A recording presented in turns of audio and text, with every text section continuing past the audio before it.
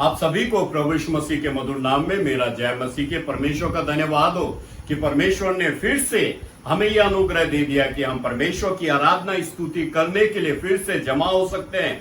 परमेश्वर ने आपको पूरे सप्ताह भर संभाल के रखा, इसलिए हम परमेश्वर को धन्यवाद देना चाहते हैं। परमेश्वर की स्तुति हो कि फिर से परमेश्वर ने हमें अनुग्रह दे दिया कि हम उसके चरणों पर आ सकते हैं, आराधना स्तुति कर सकते हैं, वचन को सुन सकते हैं और एक दूसरे के लिए हम प्रार्थनाएं कर सकते हैं। मेरे प्रियो, इस समय जबकि हम आराधना को आरंभ कर रहे हैं, इससे पहले कि हम परमेश्वर के आराधना में आगे जाएं, मैं निवेदन करूंगा देहरादून नवजीवन चर्च चमनपुरी से पास्टर महेश कुमार से कि वो सामने आए और प्रार्थना में और भजन संहिता के अध्ययन में अगुवाई करें। प्रभु यीशु मसीह के नाम में आप सबको जय मसीह की। प्रभु आपको आशीष दे। आज की सुबह आप सभी का आराधना में स्वागत है। आइए हम सब लोग मिलकर आज की आराधना के लिए प्रार्थना करें। अपने हाथ को जोड़ें और आंखों को बंद करें। प्यारे परमेश्वर, प्रभु यीशु के नाम से हम सब आपके पास आते हैं। आपने हम सबों को प्रभु जी आपने पूरे सप्ताह भर संभाला, आपको बहुत बहुत धन्यवाद। परमेश्वर, हम आपसे प्रार्थना करते हैं प्रभु, जब हम तेरी आराधना के लिए प्रभु एकत्र हुए हैं प्रभु, अपने घरों में बैठकर प्रभु तेरी आराधना करते प्रभु जी, आप हम सब की सहायता करें परमेश्वर। हम विनती करते हैं इस समय प्रभु जी अपनी इस टीम के लिए प्रभु जी जो आराधना में हमारी अगुवाई करती है, आप उनकी सहायता करें। बजाने वाले भाई बहनों के संग रहें, गाने वाले प्रभु टीम के साथ रहे प्रभु। हम सब मिलकर आपकी आराधना करें और आपके नाम को महिमा दें। हम प्रार्थना करते प्रभु आज के वचन के लिए प्रभु, जो आप अपने दास के द्वारा हम सबको देने जा रहे परमेश्वर। हम तेरे वचन को सुनकर प्रभु जी और परमेश्वर तेरे दान वरदानों में आगे बढ़कर तेरी महिमा करने पाए पिता। हम पर दया करें, अनुग्रह ले, ताकि हम तेरे कलाम को ठीक से समझकर आगे बढ़ें और आपके नाम की महिमा करें। प्रार्थना करते प्रभु जी उन गवाहियों के लिए प्रभु जी, तेरे बेटे बेटियां प्रभु जी लेकर आए प्रभु, आप सबों पर तेरी दया तेरी आशीष ठहरे प्रभु। हम इस समय को तेरे हाथ में देते हैं, अपने आप सब को तेरे हाथ में देते हैं प्रभु। हम सब अपने घर में मिलकर तेरी महिमा करते हैं। आप बड़े हम घटे, इस समय को तेरे हाथ में देते हैं प्यारे पिता प्रभु यीशु के नाम से आमीन। आइए हम सब लोग आज की सुबह परमेश्वर की महिमा और आराधना के लिए भजन संहिता 150 पढ़ें। भजन संहिता 150 1 से लेकर 6 तक हम सब मिलकर पढ़ेंगे। और यहाँ लिखा है, यहाँ की स्तुति करो, परमेश्वर के पवित्र स्थान में इसकी स्तुति करो, उसके सामर्थ्य से भरे हुए आकाश मंडल में इसकी स्तुति करो, उसके पराक्रम के कामों के कारण उसकी स्तुति करो, उसकी अत्यंत बड़ाई के अनुसार उसकी स्तुति करो, नरसिंगे फूंकते हुए उसकी स्तुति करो, सारंगी बजाते हुए उसकी स्तुति करो, ढप बजाते और नाचते हुए उसकी स्तुति करो, तार वाले बाजे और बांसुरी बजाते हुए इसकी स्तुति करो, ऊंचे शब्द वाली झांझ बजाते हुए इसकी स्तुति करो और आनंद के महाशब्द वाली झांझ बजाते हुए इसकी स्तुति करो। जितने प्राणी हैं सब के सब यहाँ की स्तुति करो। सो परमेश्वर का धन्यवाद, परमेश्वर के नाम की महिमा उस वचन के पढ़े जाने पर। और आइए एक दो पदों को हम मनन करेंगे। और पहला पद कह रहा है कि किसकी स्तुति करें? यहाँ की स्तुति करें। क्यों, कहाँ स्तुति करें? उसके पवित्र स्थान में स्तुति करें। 2 पद कह रहा है क्यों उसकी स्तुति करें? उसके पराक्रम के कामों का, जो काम मेरे और आपके जीवन में परमेश्वर ने किया है, उसके कारण हम और आप परमेश्वर की स्तुति करें। फिर 3 पद कहता है कैसे स्तुति करें? जो भी आपके पास और मेरे पास साज-बाज दिया प्रभु ने, उसके साथ हम इसकी स्तुति करें। और बड़ी सुंदर बात कहता है 6 पद में, कौन स्तुति करे? जितने प्राणी हैं सब के सब परमेश्वर की स्तुति करें। हम सबों को परमेश्वर ने आज के दिन जिंदा रखा है, इसलिए हम सब परमेश्वर के नाम की स्तुति करें। सो परमेश्वर का धन्यवाद। प्रभु बहुत आशीष दे इस वचन के द्वारा और हम सब परमेश्वर के नाम की स्तुति करें। पास्टर महेश को प्रार्थना करने के लिए धन्यवाद। मेरे प्रियो, अब समय आ गया है कि हम परमेश्वर की आराधना में कुछ समय व्यतीत करेंगे। आज हमारे साथ TCFC दिल्ली से वर्शिप लीडर जेरेमी जॉन हैं। सो मैं प्रभु यीशु मसीह के नाम में उनका स्वागत करता हूं और मेरे प्रियो, हम कुछ समय उनके साथ आराधना में समय व्यतीत करेंगे। आए मिलकर हम सब कुछ गीतों के द्वारा यीशु की आराधना करें। आए हम सब एक मन होकर हमारे उद्धार करता प्रभु यीशु मसीह की आराधना करें, क्योंकि वो हमारे स्तुति, प्रशंसा और आदर के योग्य है। आमीन। यीशु ने हमें छुड़ाया है पापों के जाल से, यीशु ने हमें बचाया है शैतान की चाल से। यीशु ने हमें छुड़ाया है पापों के जाल से, यीशु ने हमें बचाया है शैतान की चाल से। तो गाओ हालेलुया, गाओ हालेलुया, तो गाओ हालेलुया, गाओ हालेलुया, हम गाए हालेलुया, हम गाए हालेलुया, गाए हालेलुया, गाओ हालेलुया, हालेलुया। यीशु के नाम में हमने शांति पाई है, यीशु के नाम में हमने जीवन पाया है। तो आए मिलकर उसकी हम आराधना करें जो शांति का दाता है, शांति का राजकुमार है। हालेलुया। हमने शांति पाई है यीशु के नाम से, हमने पाई है क्षमा मुक्ति श्रापों से। हालेलुया। हमने शांति पाई है यीशु के नाम से, हमने पाई है क्षमा मुक्ति श्रापों से। तो गाओ हालेलुया, गाओ हालेलुया, गाओ हालेलुया, गाओ हालेलुया, हम गाए हालेलुया, मिलकर गाए हालेलुया, हम गाए हालेलुया, गाओ हालेलुया। आए मिलकर हम मिलकर घोषणा करें कि अब हम ना डरेंगे और यीशु के नाम से हम शैतान से लड़ेंगे जो हमारा शत्रु है, क्योंकि यीशु ने उस पर विजय पा लिया है। तो हम भी विजय के साथ आगे बढ़ेंगे। आमीन। अब हम ना डरेंगे, यीशु जो साथ है, शैतान से हम लड़ेंगे यीशु के नाम से। अब हम ना डरेंगे, यीशु जो साथ है, शैतान से हम लड़ेंगे यीशु के नाम से। तो गाओ हालेलुया, तो गाओ हालेलुया, तो गाओ हालेलुया, तो गाओ हालेलुया, मिलकर गाए हालेलुया, हम गाए हालेलुया, गाओ हालेलुया, ओ गाओ हालेलुया। शालोम, शांति और सलाम लाए हैं आपके नाम। शालोम, शांति और सलाम, ये है यीशु का पैगाम। शालोम, शांति और सलाम लाए हैं आपके नाम। शालोम, शांति और सलाम, ये है यीशु का पैगाम। तो गाओ हालेलुया, तो गाओ हालेलुया, तो गाओ हालेलुया, तो गाओ हालेलुया। आपकी आवाजें गाओ हालेलुया, गाओ हालेलुया, गाओ हालेलुया, गाओ हालेलुया,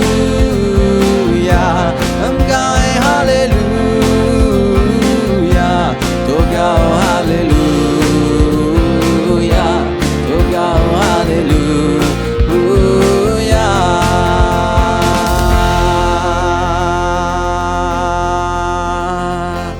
हालेलुया। आए मिलकर यीशु की आराधना करें अपने शब्दों में, अपने ही शब्दों में यीशु की हम आराधना करें, उसके नाम को ऊंचा उठाएं। हमारे स्तुति प्रशंसा और आदर के वो योग्य है। कितना महान परमेश्वर है जिसने हमारे जीवन को बदल दिया है। सारी पुरानी बातें बीत चुकी हैं, उसने सब नया किया है हमारे जीवन में। उसके नाम से हमने शांति पाई है, उसके नाम में हमने क्षमा को पाया है। उसने अपने अनुग्रह से हमें छुड़ाया है, हमारे पापों से, शैतान की चाल से उसने हमें आज़ाद किया है। हालेलुया। कितना अच्छा परमेश्वर है, कितना अद्भुत यीशु है जिसकी हम आराधना करते हैं।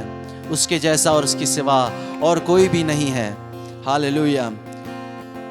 आज का दिन भी उसी ने ही बनाया है और हम उसमें आए मिलकर आनंदित हो इस गीत को गाते हुए। पुराना गीत है लेकिन हम सब इसको जानते हैं। आए मिलकर ये गीत को गाते हुए, अपने आप को समर्पित करते हुए और यीशु की आराधना करते हुए हम इसको गाएं।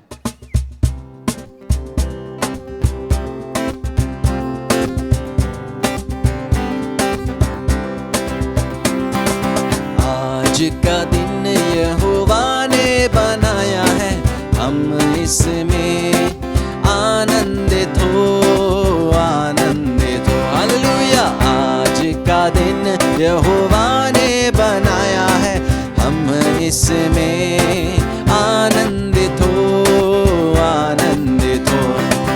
आता हूँ तेरे पास, मुझको है तुझसे आस। यीशु से हम कहें, आता हूँ तेरे पास, मुझको है तुझसे आस। मुझको कबूल कर ले, पापों से शुद्ध कर दे। वो मुझको कबूल कर ले, पापों से शुद्ध कर दे। आज का दिन यहोवा ने बनाया है, हम इसमें आनंदित हो, आनंदित हो। आज का दिन यहोवा ने बनाया है, हम इसमें आनंदित हो, आनंदित हो। प्रभु को महिमा मिले, चाहे हो मेरा अपमान। प्रभु को महिमा मिले, चाहे हो मेरा अपमान। और वो बड़े मैं घटूं, रहे उसी का ध्यान। हाँ वो बढ़े हम घटे, रहे उसी का ध्यान। आज का दिन यहोवा ने बनाया, तो हम इसमें आनंदित हो, आनंदित हो।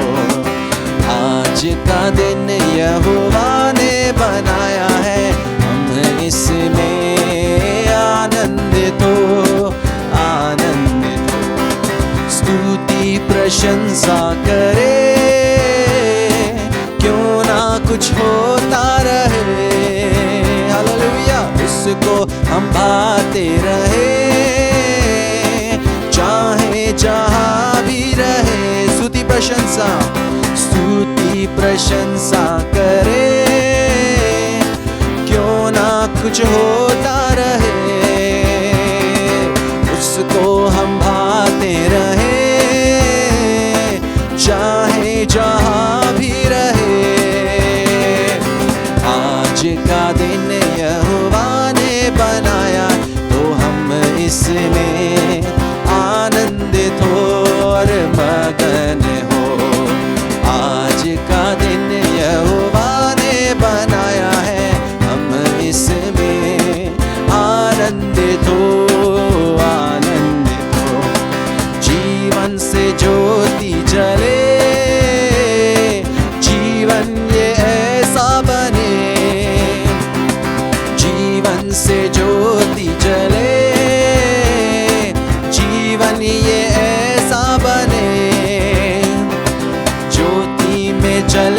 सके। दुआ है तुझसे यही प्रभु, ज्योति में चले हम सके। दुआ है तुझसे यही। और आज का दिन यहोवा ने बनाया है, हम इसमें आनंदित हो, आनंदित हो। हालेलुया। आज का दिन यहोवा ने बनाया है, हम इसमें आनंदित हो, आनंदित हो। स्तुति प्रशंसा करे, क्यों ना कुछ होता रहे। स्तुति प्रशंसा करे, क्यों ना कुछ होता रहे।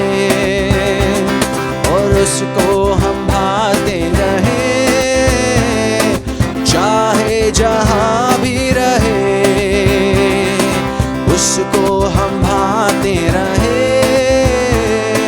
चाहे जहां भी रहे। आज का दिन यहोवा ने बनाया है, हम इसमें आनंदित हो और मगन हो।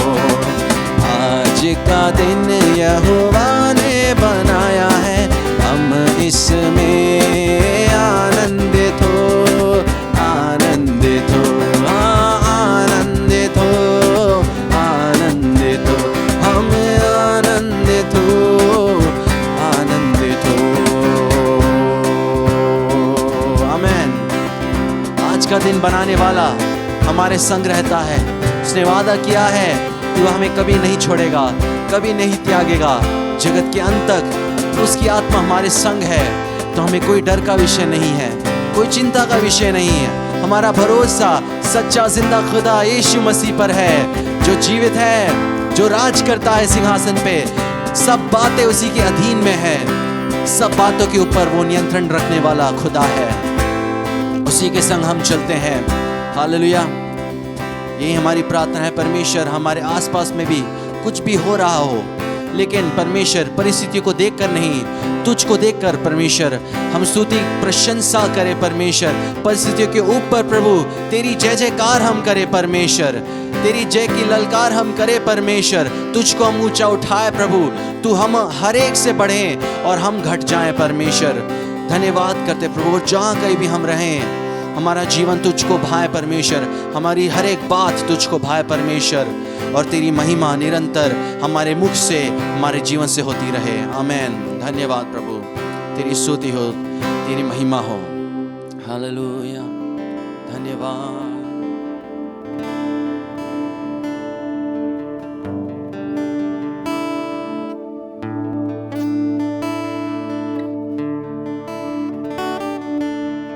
यीशु ने हमें छुड़ाया है। उसके करीब आने से अगर आपका जीवन बदला है, मिलकर आप मेरे साथ ये धन्यवाद का गीत गा सकते हैं।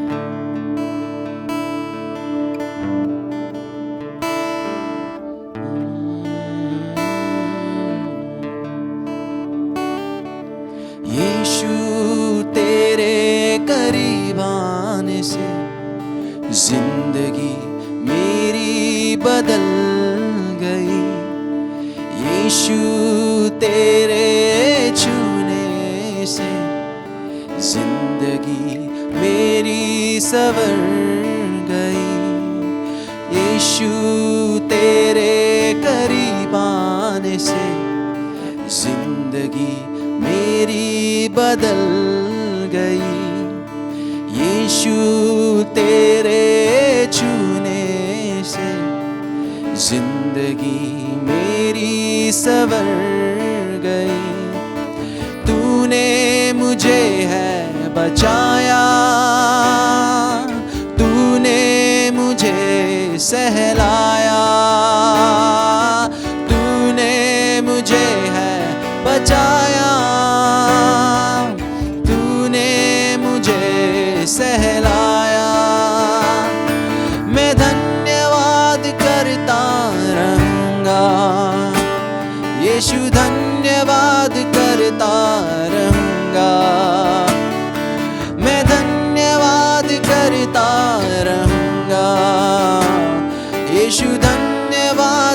करता रहूंगा।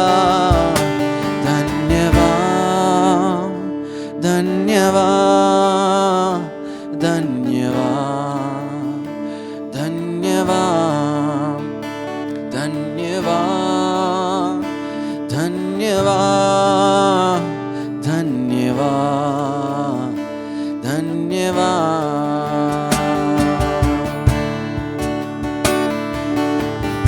ओ तेरा धन्यवाद खुदा।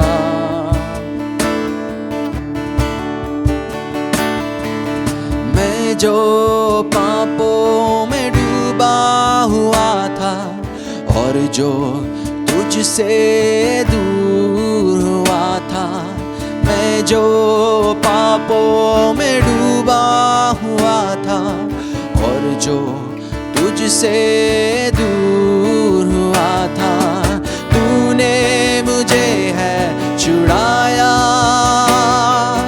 अपनी राह पर चलाया।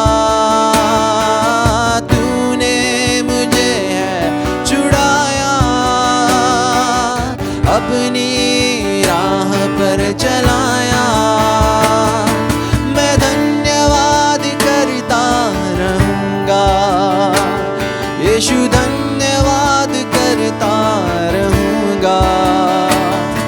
मैं धन्यवाद करता रहूंगा, यीशु धन्यवाद करता रहूंगा। धन्यवाद धन्यवाद धन्यवाद धन्यवाद धन्यवाद धन्यवाद धन्यवाद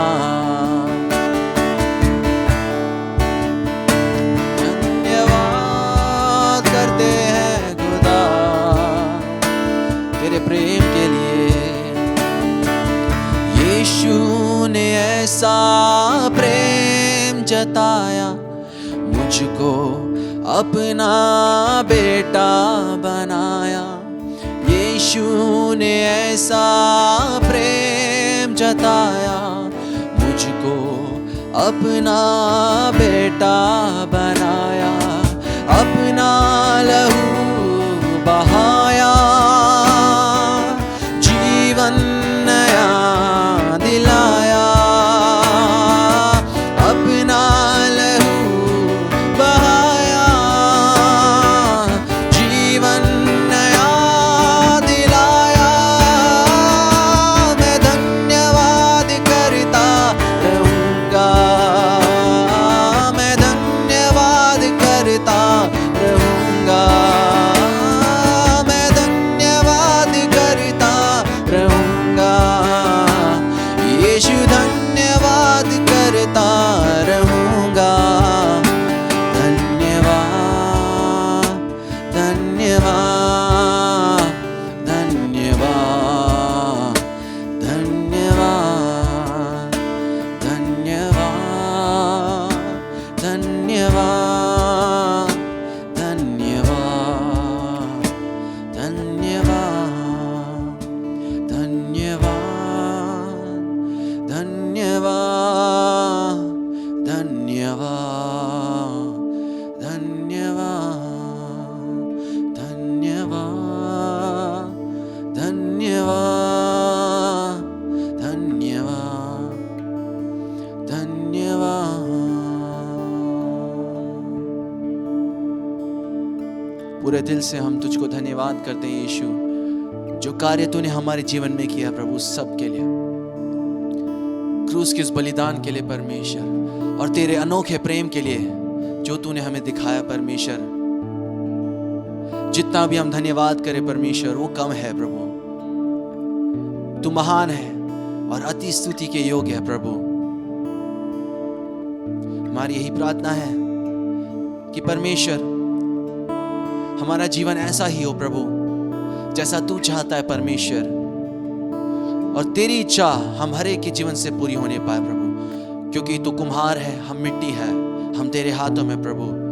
अपने जैसा तू हमें हर दिन हर रोज बना प्रभु, और ये जीवन हर पल तुझी को भाता रहे। धन्यवाद प्रभु, सारी महिमा आदर तुझी को मिले। ये स्तुति आराधना तेरे हाथों में सौंपते प्रभु। धन्यवाद कि तू उस पर विराजमान हुआ है प्रभु। इस दुआ को यीशु के नाम से मांगते हैं, आमीन।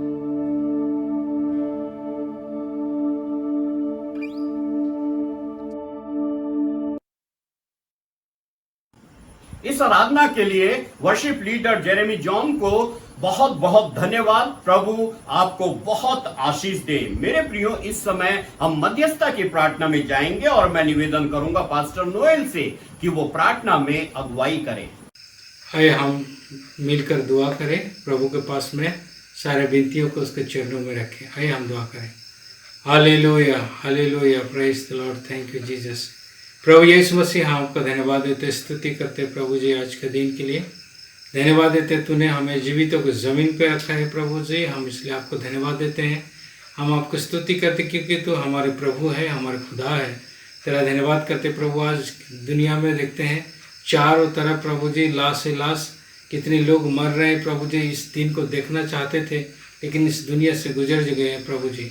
लेकिन तूने हम पर अनुग्रह किया है, दया किया है, इसलिए आज प्रभु हम जितने लोग यहाँ पर जमा हैं प्रभु यीशु मसीह, हम आपको धन्यवाद देते हैं क्योंकि तेरे सब अनुग्रह से ही प्रभु हम लोग जीवित हैं। धन्यवाद देते हैं प्रभु जी, तेरी वचन के मुताबिक प्रभु जी अंत के दिनों में प्रभु ये सब कुछ होगा, तूने अपने वचन में पूरा कर दिया है प्रभु जी। ये सब कुछ शुरुआत हो गया है।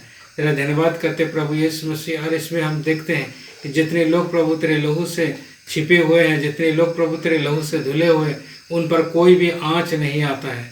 लेकिन जो लोग प्रभु जी नाम के लिए हैं और जो लोग प्रभु शैतानिक चर्चों में हैं, उन सब के लिए सताव है।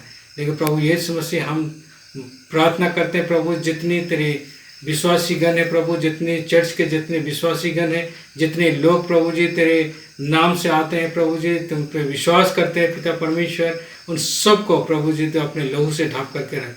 तेरे वचन के मुताबिक प्रभु जी तूने कहा है अगर तो उसका बाहों के नीचे में रहेंगे, उसके पंखों के नीचे में रहेंगे तो उसके डेरे के पास में कोई भी संक्रमण नहीं आएगा, कोई भी वायरस नहीं आएगा, कोई भी मृत्यु नहीं आएगा। प्रभु जी तेरे वचन के मुताबिक अगर हम चलते हैं तो प्रभु जी कोई भी संक्रमण हमारी ज़िंदगी में नहीं आएगा। इसलिए हम प्रार्थना करते हैं प्रभु यीशु मसीह, जितने भी हमारे विश्वासी गण हैं प्रभु जी, छोटे से बड़े हैं, जितने भी लोग हैं, उन सबको अपने लहू से ढाँप करके रख प्रभु जी। तो अपने प्रभु अपने नज़दीक में रख पिता परमेश्वर।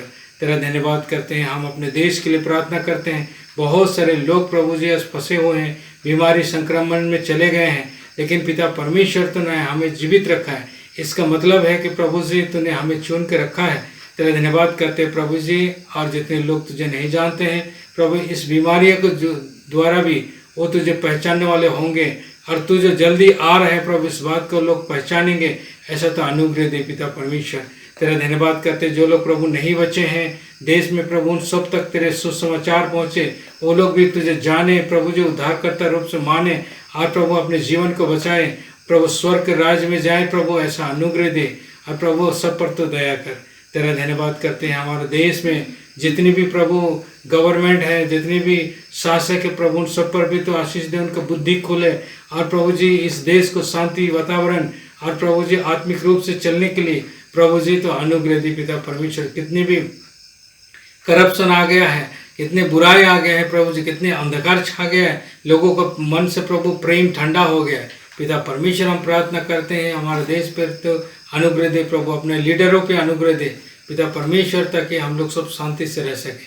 तेरा धन्यवाद करते हैं। जितने भी बॉर्डर लाइन में हैं प्रभु, उन सब मिलिट्री डिपार्टमेंट और जितने भी लोग हैं उन सब पर भी प्रभु तो अपने अनुग्रह बनाए रखना। अपने देश को प्रभु सुरक्षित रखने में दिन रात एक करते हैं प्रभु जी, उन सब के साथ में होना प्रभु जी। इसलिए तेने कहा है कि अगर नगर को यहोवा रक्षा ना करने तो पहरादार भी व्यर्थ है। इसलिए हम प्रार्थना करते प्रभु यीशु मसीह, तो हमें रक्षा करने वाला, तो हमें बचाने वाला, हमें तो ले जाने वाला प्रभु। तेरा धन्यवाद करते हैं प्रभु। विदेश में भी हम देखते हैं जितने लोग प्रभु जी तुझे नहीं जानते हैं और जो लोग प्रभु तेरे वचन से और तेरे से विमुख में हैं, वही लोग प्रभु परेशानी में हैं। लेकिन कोई भी पास्टर, कोई भी रेवरेंड, कोई भी प्रभु विश्वासी ऐसे परिस्थितियों में नहीं गुजर रहे हैं। लेकिन प्रभु इस बात को हम जानते हैं क्योंकि जिनके ऊपर में तेरे लहू है प्रभु, उन लोग सब लोग बचाए गए हैं। तेरा धन्यवाद करते प्रभु, तो बहुत जल्दी आने वाला है। तो अपने वचन के मुताबिक प्रभु जी, और इसलिए हम तेरा धन्यवाद करते हैं। हमारे जितने भी विश्वासीगण हैं प्रभु जी, हम सब तेरे हाथ पे सौंप देते हैं प्रभु। उन सबको तो नाम नाम से तो आशीष देना, अनुग्रह देना प्रभु। तमाम जो बीमारी की आत्मा है, जो वहाँ संक्रमण है, सबसे तो बचा करके रखना प्रभु जी, अपने महिमा के लिए प्रभु जी तेरा धन्यवाद करते हैं। हमारा मंडली प्रभु जी बढ़ते चले जाए और प्रभु तेरे नाम को महिमा मिले, और प्रभु तू ही हमारी ज़िंदगी में प्रभु प्रधान रहे, और तू ही हम सब पर प्रभु जी राज करे। तेरा धन्यवाद करते, पवित्र आत्मा सबको संचालित करे, बुद्धि ज्ञान सामर्थ्य दे, सबको प्रभु ढील डोल दे, बच्चों को बड़ों को सबको तो प्रभु बड़ी आशीष देना। पिता परमेश्वर हम तेरा धन्यवाद करते हैं, हमारे आसपास में रहने वाले लोगों को भी तो आशीष देना। तेरा धन्यवाद करते पिता परमेश्वर, हमारे ज़िंदगी से और लोग भी प्रभु आशीषित होने के लिए, और प्रभु यीशु मसीह तुझे पहचानने के लिए प्रभु जी अनुग्रह दे। तेरा धन्यवाद करते हैं आज के इस दिन के लिए, तेरा धन्यवाद करते हैं, तेरे वचन के लिए तेरा धन्यवाद करते हैं। इस वचन के द्वारा प्रभु जी हमारी ज़िंदगी में प्रभु हम आत्मिक उन्नति करें, और प्रभु तू जो हमसे बातचीत करते उसको समझे, और प्रभु हम तेरे राज्य में जाने के लिए तत्पर हो जाए प्रभु जी। तेरा धन्यवाद करते हैं, बोलने वालों को, सुनने वाले सबको तो बड़ी आशीष देना, और प्रभु जी अनुग्रह देना और समझने के लिए शक्ति देना प्रभु। हमारे आत्मिक कान बुद्धि ज्ञान सबको खोल देना, ताकि प्रभु तेरे गहराई बातों को हम लोग समझ सकेंगे। तेरा धन्यवाद करता हूँ प्रभु यीशु मसीह आज के दिन के लिए और इन सभा के लिए तेरा धन्यवाद करते हैं। हर एक बातों में तूने प्रभु सुन करके जवाब दिया है, इसलिए हम आपको धन्यवाद देते हैं। इस विनती को बड़े विश्वास के साथ मांग लेते हैं प्रभु यीशु मसीह के नाम से, आमीन। पास्टर नोएल को प्रार्थना में अगुवाई करने के लिए धन्यवाद। मेरे प्रियो, अब समय आ गया है कि हम परमेश्वर के वचन को सुन लेंगे, और आज हमारे बीच में परमेश्वर के दास पास्टर प्रेम कुमार देहरादून से हैं। मैं निवेदन करूंगा कि वो सामने आए और परमेश्वर के वचन की सेवा करें। तो जय मसीह की। प्रभु यीशु मसीह का बहुत बहुत धन्यवाद, और परमेश्वर पिता का भी धन्यवाद, जिसने हमें आज फिर एक बार परमेश्वर की आराधना करने का और आपस में मिलकर संगति करने का अवसर दिया। हम उसके लिए धन्यवाद देते हैं, और मैं ये आशा करता हूं, विश्वास करता हूं कि आप सब लोग पिछले दिनों में अपने घरों में सुरक्षित रहे होंगे, परमेश्वर में बने रहे होंगे, और परमेश्वर ने आपसे जरूर बातचीत की होगी। और आज एक बार फिर हमारे पास मौका है कि हम इस ऐसे वातावरण में, जब हम सभी अपने अपने घरों में इस समय हैं, एक साथ एक स्थान पर संगति के लिए नहीं मिल पा रहे हैं, तो परमेश्वर हमसे इन दिनों में अलग अलग तरीके से बातचीत कर रहा है। और आज फिर एक बार परमेश्वर अपने वचन के द्वारा हमसे बातचीत करना चाहता है। आइए, इससे पहले कि हम वचन में आगे बढ़ें, मैं आपके मध्य में जो प्रभु का वचन आज प्रभु ने मुझे दिया है कि मैं आप लोगों तक पहुंचाऊं, मैं उसे आपके मध्य में लाऊं। हम एक प्रार्थना करेंगे। मैं आप सबसे भी रिक्वेस्ट करता हूं कि आप सब लोग मेरे साथ इस प्रार्थना में शामिल हो। आइए हम प्रार्थना करें। हमारे प्रभु यीशु मसीह, परमेश्वर पिता और पवित्र आत्मा परमेश्वर, हम धन्यवाद देते हैं आपका, और शुक्रगुजार हैं प्रभु आपके उस वचन और उस वायदे के लिए जो आपने कहा, जहां 2 या 3 मेरे नाम से जमा होंगे, मैं उनके मध्य में उपस्थित होऊंगा। इस समय प्रभु आप हमारे मध्य में उपस्थित हैं, हम आपका धन्यवाद देते हैं। ये जो वचन प्रभु जी हमारे सामने है, और जो प्रभु जी आज हम आपस में जिसके द्वारा बातचीत करते हैं, इसे पवित्र आत्मा परमेश्वर हम आपके हाथों में देते हैं। पवित्र आत्मा हमसे बातचीत करे, हम सबको उत्साहित करे, और हम सबकी सहायता करे। हम सब जितने इसको सुन रहे हैं, सबको प्रभु जिसके माध्यम से आपकी आशीष मिले, ऐसी मेरी आपसे प्रार्थना है। आगे का समय आपके हाथों में देते हुए इस प्रार्थना को जीवित सामर्थी प्रभु यीशु मसीह के नाम से मांगते हैं, आमीन। आइए परमेश्वर के वचन में हम आगे बढ़ेंगे, और मैं आज आप लोगों के मध्य में आप लोगों को उत्साहित करने के लिए परमेश्वर की ओर से आपके मध्य में परमेश्वर की वो योजना जो परमेश्वर अपने लोगों के लिए बनाता है, अपने परमेश्वर अपने लोगों के लिए चाहता है, उसको मैं आज आप लोगों के मध्य में रखना चाहता हूं। और इसके लिए हम निकालेंगे परमेश्वर का वचन, जकरिया नबी की पुस्तक और उसका 8 अध्याय और उसके 1 पद से लेकर के उसके 8 पद तक। और ऐसा लिखा है मेरे प्यारो, जकरिया नबी की पुस्तक उसका 8 अध्याय उसके 1 पद से लेकर के उसके 8 पद में मैं पढ़ रहा हूं। आप लोग अपने अपने स्थान में आपके पास बाइबल है तो आप अपने अपने स्थान में बाइबल खोल के इसको पढ़ सकते हैं, इसको देख सकते हैं। आइए हम परमेश्वर के वचन को पढ़ें। फिर सेनाओं के यहोवा का यह वचन मेरे पास पहुंचा। सेनाओं का यहोवा यूं कहता है, इसलिए सियोन के लिए मुझे बड़ी जलन वरन बहुत ही जलजलाहट मुझ में उत्पन्न हुई है।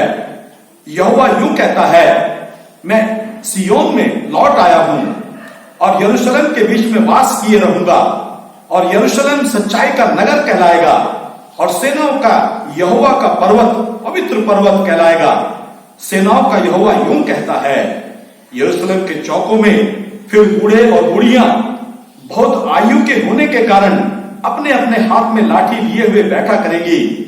नगर के चौक खेलने वाले लड़कों और लड़कियों से भरे रहेंगे।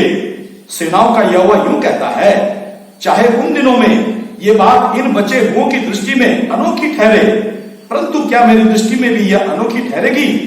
सेनाओं के यहोवा का यही वाणी है। सेनाओं का यहोवा यूं कहता है, देखो मैं अपनी प्रजा का उद्धार करके उसे पूर्व से और पश्चिम से ले आऊंगा और मैं उन्हें ले आकर यरूशलेम के बीच में बसाऊंगा और वे मेरी प्रजा ठहरेंगे और मैं उनका परमेश्वर ठहरूंगा। यह तो सच्चाई और धार्मिकता के साथ होगा। परमेश्वर अपने इस वचन पे आशीष दे। मेरे प्यारों, जब जकरिया नबी की पुस्तक की बात हम करते हैं या जब जकरिया नबी के द्वारा लिखे गए इन जब जो हमने आज पद पढ़े हैं, जब इनको हम पढ़ते हैं, तो मैं आप लोगों को इसके बारे में थोड़ा सा पहले इसकी भूमिका बता देना चाहता हूं कि जकरिया नबी था जो परमेश्वर की ओर से चुना गया था। जकरिया नबी तथा जब इज़राइल ने परमेश्वर की दृष्टि में वो किया जो परमेश्वर को पसंद नहीं था या जो परमेश्वर नहीं चाहता था, तो पहले परमेश्वर लोगों से सीधे बात किया करता था, यानी इजरायली प्रजा से। और आज के दिन में अगर हम कहें तो हमसे और आपसे यानी कलीसिया से पहले परमेश्वर अपने लोगों से सीधे बातें किया करता था।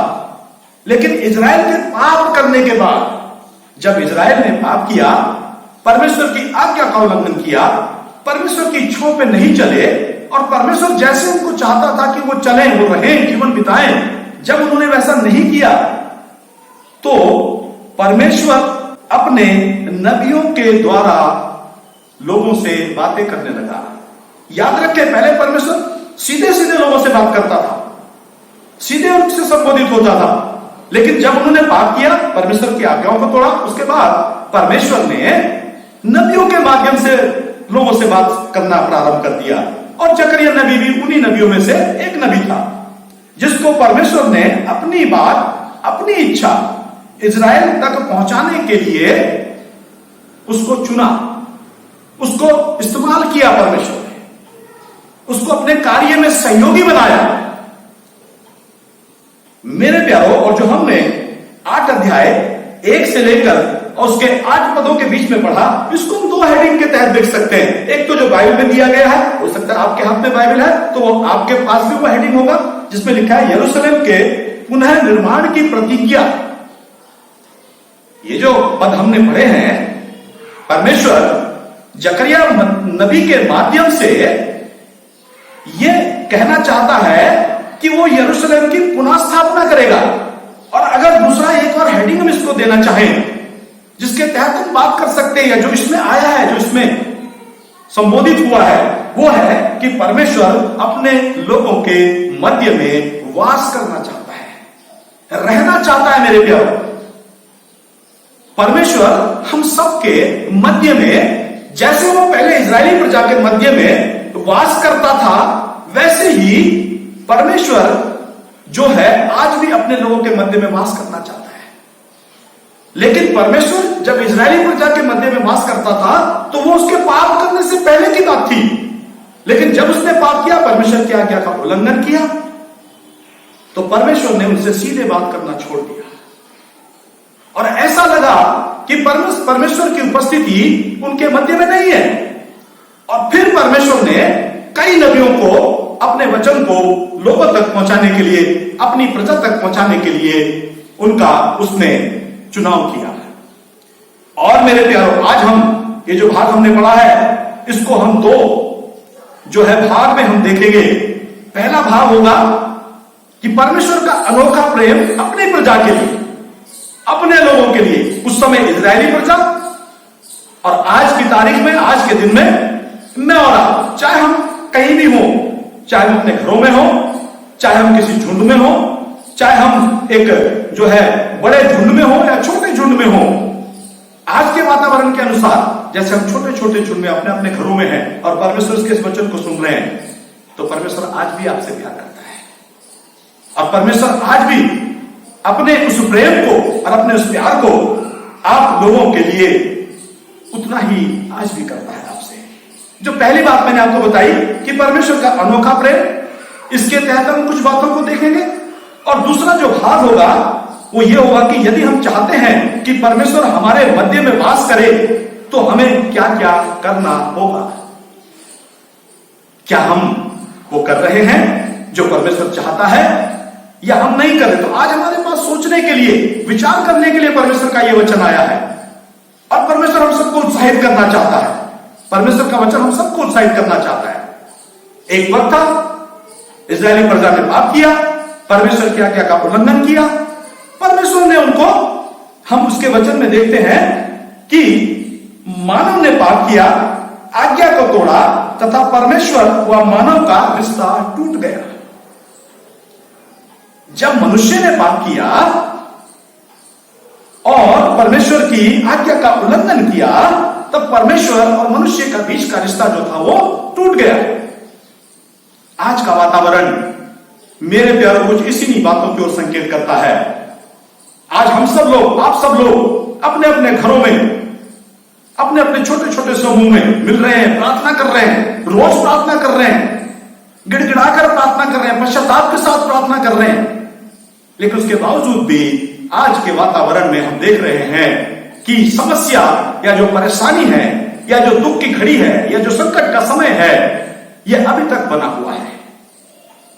इसी बात को ध्यान में रखते हुए मैं आपको बताना चाहता हूं कि जब परमेश्वर के लोगों का रिश्ता परमेश्वर के साथ टूट गया, उन्होंने पाप किया, परमेश्वर की आज्ञा का उल्लंघन किया, तो परमेश्वर उनका रिश्ता टूट गया। आज हमें सोचना होगा, आज हमें विचार करना होगा मेरे प्यारे, कि आज जब हम लोग हैं जिस स्थिति में हैं, कहीं कोई हमसे ऐसी गलती तो नहीं होगी, कहीं कोई हमने ऐसा कार्य तो नहीं कर दिया, कहीं हम परमेश्वर की उस जो परमेश्वर की जो तौलने की जो तरीका है, कहीं उसके तौल में जो है कहीं कमजोर तो नहीं पाएंगे। ये हमें आपको सोचना होगा मेरे प्यारे। परमेश्वर ने बार बार इस रिश्ते को जोड़ना चाहा। जो रिश्ता परमेश्वर और इस्राएल की प्रजा परमेश्वर के लोगों के बीच में टूट गया था, उस रिश्ते को परमेश्वर ने बार बार उसको जोड़ना चाहा, परंतु मनुष्य बार बार इसको तोड़ता गया।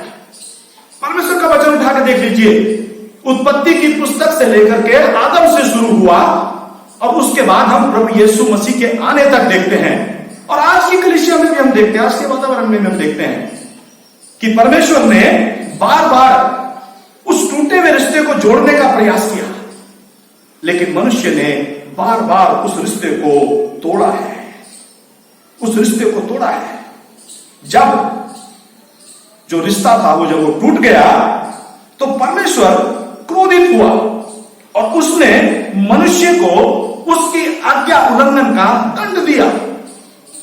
ये इतिहास बताता है, ये परमेश्वर का वचन बताता है कि जब मनुष्य ने परमेश्वर की आज्ञा का उल्लंघन किया तो परमेश्वर ने उसको उसकी आज्ञा उल्लंघन का उसको क्या दिया? दंड दिया। जब जब मनुष्य या हम परमेश्वर की आज्ञा का उल्लंघन करते हैं, तब तब परमेश्वर का वचन हमें बताता है, हम पढ़ते हैं कि परमेश्वर मनुष्य को दंड देता है और उसके दंड देने के अपने अलग अलग तरीके हैं। कई बार वो लोगों से बातचीत करना बंद कर देता है, कई बार लोगों के ऊपर वो अपना प्रकटीकरण होना बंद कर देता है, कई बार वो लोगों की प्रार्थनाओं को, जितना हम जल्दी चाहते हैं कि हमारी प्रार्थनाओं को सुने, जितना हम चाहते हैं कि प्रभु हमारी प्रार्थनाओं की ओर कान लगाए, कई बार हमें उनमें लगता है कि देरी हो रही है यह परमेश्वर का अपना नापने का तरीका है।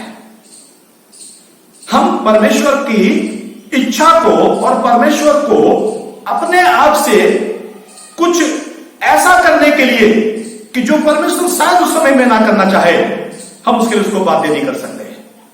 परमेश्वर स्वतंत्र है, परमेश्वर धर्मी है, परमेश्वर न्यायी है, और अगर गलती होती है, गुनाह होता है, पाप होता है, आज्ञा उल्लंघन होता है, तो जरूर उसका खामियाजा परमेश्वर के लोगों को भुगतना पड़ता है मेरे प्यारों। इसलिए यहां पर हम देख रहे हैं कि परमेश्वर क्रोधित हुआ और उसने मनुष्य को उसकी आज्ञा उल्लंघन का उसने क्या दिया? दंड दिया। एक अध्याय इसका जब हम देखते हैं, जकरिया नबी की पुस्तक उसका 1 अध्याय, और उसके जब 2 पद को पढ़ते हैं तो 1 अध्याय के 2 पद में क्या लिखा हुआ है? ऐसा लिखा हुआ है, यहोवा तुम लोगों के पुरखाओं से बहुत ही क्रोधित हुआ। हे इजरायली प्रजा सुन। जकरिया नबी के माध्यम से परमेश्वर इजरायलियों को संबोधित कर रहा है, उनको बता रहा है कि तुमने कहां गलती की। मेरे प्यारो, आज हम सबको यह सोचना होगा, हम सबको पीछे मुड़ के देखना होगा, हम सबको अपने जीवन को परमेश्वर के सन्मुख जांचना होगा, परखना होगा। और जो 2 पद में कहता है कि यहोवा तुम लोगों के पुरखाओं से बहुत ही क्रोधित हुआ था, कहीं आज हमने भी कुछ ऐसा तो नहीं किया, या हमसे कहीं ऐसी कोई चूक तो नहीं हो गई, या हम परमेश्वर की उस इच्छा को जो परमेश्वर हमारे जीवन से चाहता है उसको कहीं हम भूल तो नहीं बैठे। और उसके बाद इसी के 12 पद में क्या कहता है? देखिए 12 पद में लिखा है, तब यहोवा के दूत ने कहा, हे सेनाओं के यहोवा, तू जो यरूशलेम और यहूदा के नगरों पर 70 वर्ष से क्रोधित है, 70 वर्ष से तू क्रोधित है। जब इजराइल की प्रजा ने पाप किया परमेश्वर की नजर में, परमेश्वर ने उनको बंधुआई में जाने दिया, गुलामी में जाने दिया, दूसरे लोगों के अधीनता में कर दिया, और परमेश्वर ने उनको कहा अब 70 साल तक तुम इसी में रहोगे। यहां पर कहता है परमेश्वर का वचन, इसलिए तू उन पर कब तक दया ना करेगा। यहूदा के नगरों पर 70 वर्ष से क्रोधित है, इसलिए तू उन पर कब तक दया ना करेगा। यह एक प्रार्थना भी है, ये एक प्रार्थना परमेश्वर से मुझे आपको आज के दिन करनी होगी मेरे प्यारों मिलकर के। हे हमारे प्रभु, हम तुझसे प्रार्थना करते हैं, ये जो कुछ भी इस समय वातावरण बना हुआ है, जो कुछ भी परिस्थिति बनी हुई है, प्रभु कब तक बनी रहेगी? दया कर, अनुग्रह कर प्रभु जी, अपनी सामर्थ को प्रकट कर, अपने लोगों के ऊपर दया कर, अपनी प्रजा के ऊपर दया कर, और समस्त मानव जाति के ऊपर दया कर प्रभु। आज हम ये परमेश्वर से मांग सकते हैं, बशर्ते कि हम अपने जीवन को जांचें और परखें। कहीं कोई हमसे आज्ञा उल्लंघन हुआ है तो हम जाएं, परमेश्वर के चरणों में बैठें, पश्चाताप करें, परमेश्वर से क्षमा मांगे, अपने बाल और बच्चों को, कलीसिया को, सबको हम उस परमेश्वर की अधीनता में सौंप दें, समस्त मानव जाति को उस परमेश्वर की अधीनता में सौंप दें। ये परमेश्वर आज हमसे चाहता है मेरे प्यारों। आगे बढ़ते हैं। लेकिन परमेश्वर एक पिता है मेरे प्यारों। जैसे देखा हमने पढ़ा 1 अध्याय के 2 पद में और 1 अध्याय के 12 पद में कि परमेश्वर क्रोधित है। जब आज्ञा उल्लंघन होती है तो परमेश्वर का क्रोध भी सामने। हम परमेश्वर को कहते हैं कि परमेश्वर दयालु है, परमेश्वर प्रेमी है, परमेश्वर करुणा निधान है, परमेश्वर दया सागर है। ये बहुत सारे नाम, बहुत सारे नामों की उपाधि उस परमेश्वर को दी जाती है, और परमेश्वर इन नामों से जाना जाता है, अपने धार्मिकता के कामों से जाना जाता है। लेकिन उसका जो दूसरा पहलू है, जो परमेश्वर का दूसरा, जो हम देखते हैं जो परमेश्वर के वचन में, कि जब उसके लोग उसकी आज्ञा का उल्लंघन करते हैं, पाप करते हैं, हठ धर्मी नहीं छोड़ते, तब परमेश्वर की ओर से उनके ऊपर दंड भी आता है मेरे प्यारों। अब ये दंड परमेश्वर अपने लोगों को जब देता है तो ये परमेश्वर अपने हिसाब से उस दंड में उनकी सहायता भी करता है। हम देखते हैं, आगे देखते हैं कि लेकिन परमेश्वर एक पिता है, जैसे क्रोधित होने के बाद भी एक पिता अपने बच्चे से हमेशा दूर नहीं रह सकता, वैसे ही परमेश्वर की अपनी प्रजा इजराइल से हमेशा दूर नहीं रह सकता है। ये का वचन कहता है कि परमेश्वर एक पिता है। वो परमेश्वर पिता है, सारी जाति का पिता है, सारे मानव जाति को बनाने वाला, रचने वाला है वो। और जैसे एक सांसारिक पिता अपने बच्चों से अधिक समय तक जो है क्रोधित नहीं रह सकता या उनसे दूर नहीं रह सकता, वैसे ही हमारा परमेश्वर भी अपनी प्रजा से हमेशा दूर नहीं रह सकता। मेरे प्यारो, इस समय हम कठिन समय में हैं। हर रोज हम प्रार्थना कर रहे हैं और हम ही नहीं कर रहे। मैं सोचता हूं इस समय दुनिया में सभी विश्वासी लोग इस समय प्रार्थना में लगे हुए हैं। कठिन समय, कठिन दौर है, लेकिन यह दौर भी गुजर जाएगा, यह समय भी गुजर जाएगा, यह वक्त भी कट जाएगा मेरे प्यारे।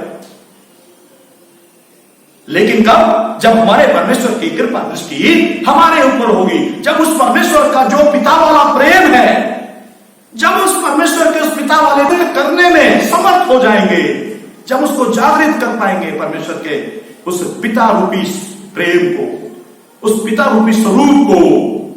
हमें बच्चों के समान, संतान के समान अपने परमेश्वर की दुहाई देनी है, अपने परमेश्वर से बात करनी है, अपने परमेश्वर से प्रार्थना करनी है, अपने परमेश्वर के सम्मुख जाना है, उससे मांगना है, उससे क्षमा याचना करनी है मेरे प्यारे।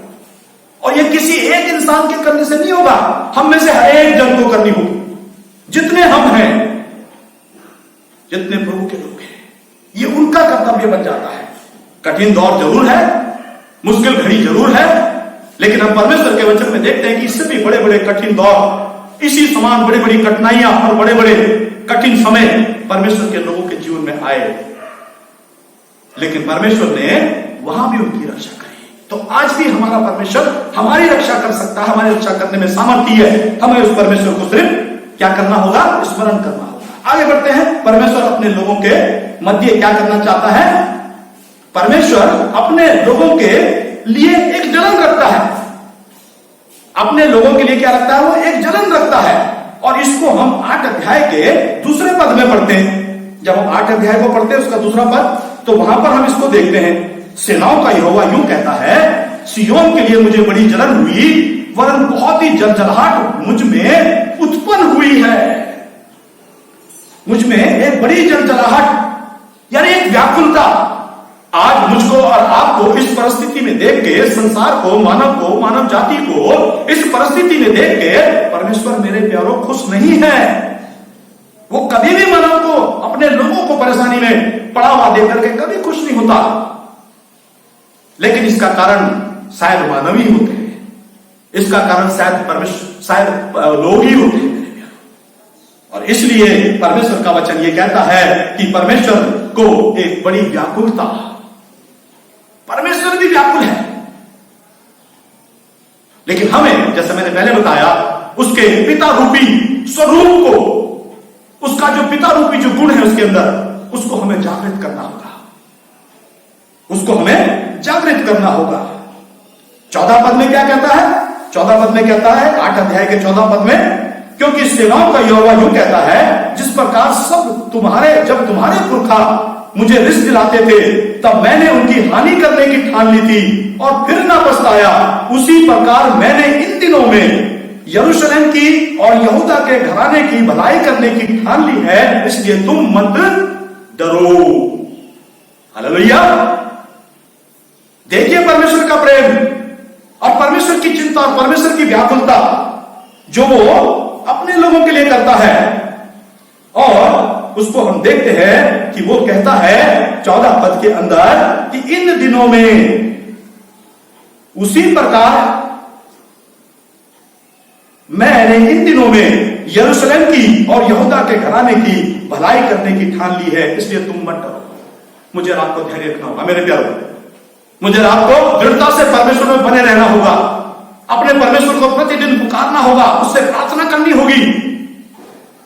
और परमेश्वर जो कहता है कि मत डरो, अब मैंने तुम्हारी भलाई की, ठान ली है, मैं तुम्हारी भलाई करूंगा।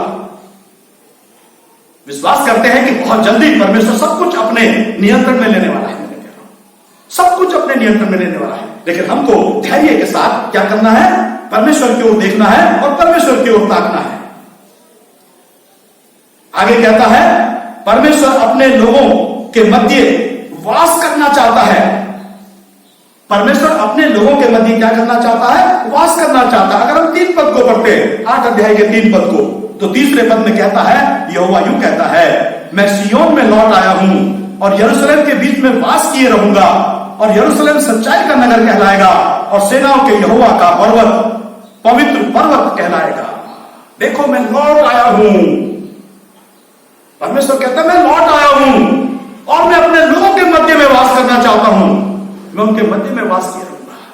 और मेरे प्रियो, जब परमेश्वर की उपस्थिति हमारे मध्य में आती है, हमारे जीवन में आती है, हमारे घर में आती है, तो वहां पर कोई भी नकारात्मकता रह नहीं सकती। कोई भी संकट, कोई भी ऐसा समय वहां रह नहीं सकता, या ऐसा कोई कारण वहां रह नहीं सकता जो किसी भी प्रकार से लोगों के लिए दुखदायी या कष्टदायी है।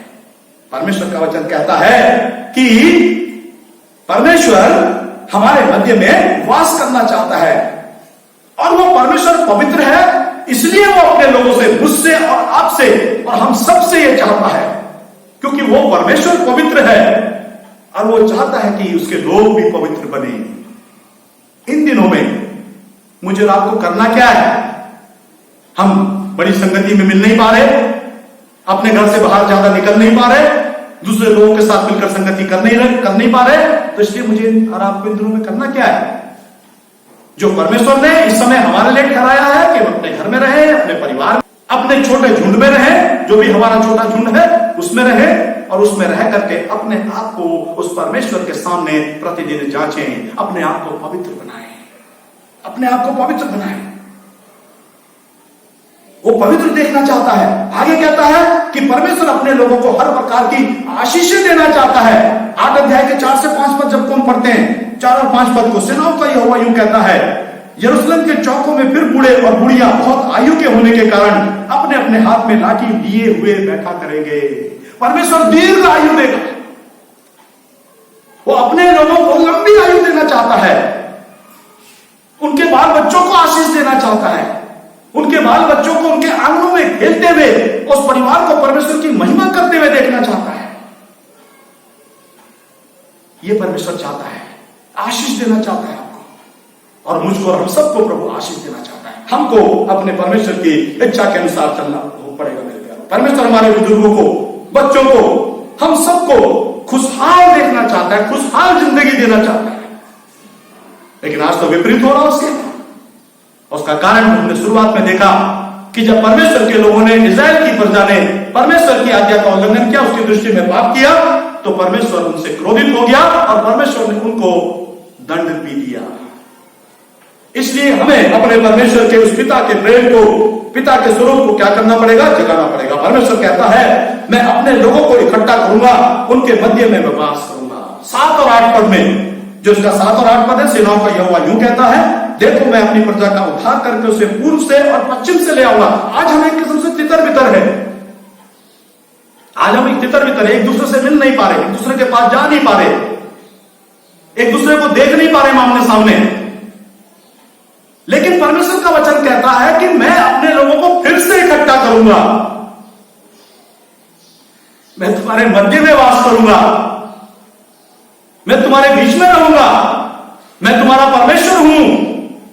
उसकी इच्छा तो यह है मेरे प्यारों कि वो क्या करना चाहता है? अपने लोगों को फिर से इकट्ठा करके उनके मध्य में वास करना चाहता है। लेकिन मुझको और आपको अपने आप को ऐसा पवित्र करना होगा, ऐसे परमेश्वर की इच्छा के हाथों में उसकी आज्ञा के अनुसार चलना होगा कि वो खुशी खुशी आकर के हमारे मध्य में वास कर सके। ये परमेश्वर की इच्छा शुरू से थी। अदम की वाटिका में आदम और हवा के पास आता था, उनके साथ संगति करता था, अब्राहम से बातचीत की, मूसा से बातचीत की, और मेरे प्यारों उसके बाद प्रभु यीशु मसीह के माध्यम से अपनी कलीसिया से बातचीत की, और आज अपने वचन के माध्यम से मुझसे और आपसे बातचीत करता है। और वो चाहता है कि उसके लोग जो है वो अपने आप को पवित्र बनाए, और परमेश्वर कहता है कि मैं अपने लोगों को फिर से इकट्ठा करूंगा। ये उसकी इच्छा है। और हम यही प्रार्थना करें कि प्रभु बहुत जल्दी वो समय आए कि हम फिर से सामान्य स्थिति में आ जाएं और सामान्य होकर के हम एक दूसरे दूसरे के साथ संगति कर सके, समय को बिता सके। आगे कहता है परमेश्वर अपने लोगों को दूसरों के लिए आशीष का कारण बनाना चाहता है। इसका 13 पद जब पढ़ते हैं, हे यहूदा के घराने और इजराइल के घराने, जिस प्रकार तुम जाति जाति के बीच शाप के कारण थे, उसी प्रकार मैं तुम्हारा उद्धार करूंगा और तुम आशीष के कारण होगे। इसलिए तुम मत डरो और ना तुम्हारे हाथ ढीले पड़ने पाए। बार बार कहना परमेश्वर मत डरो, मैं तुम्हें आशीष का कारण बनाऊंगा। धैर्य रखो, परमेश्वर को थामे रहो इस समय में। यही परमेश्वर मुझसे और आपसे चाहता है। आइए इसके दूसरे भाग में हम जाएंगे। जो मैंने पहला भाग आपको बताया था, अब जो दूसरा भाग है उसको हम परमेश्वर के वचन से देखेंगे और उसके बारे में बातचीत करेंगे। और दूसरा जो भाग था वो ये था, जो परमेश्वर के वचन से मैंने आपके सामने रखा, कि यदि हम चाहते हैं कि परमेश्वर हमारे मध्य वास करे तो हमें क्या क्या करना होगा। कुछ बातें जो परमेश्वर हमसे चाहता है, जो मुझसे और आपसे चाहता है कि मैं और आप करें। पहली बात, आज तक मनुष्य परमेश्वर से दूर भागता रहा क्योंकि वो सोचता है कि वो पापी है।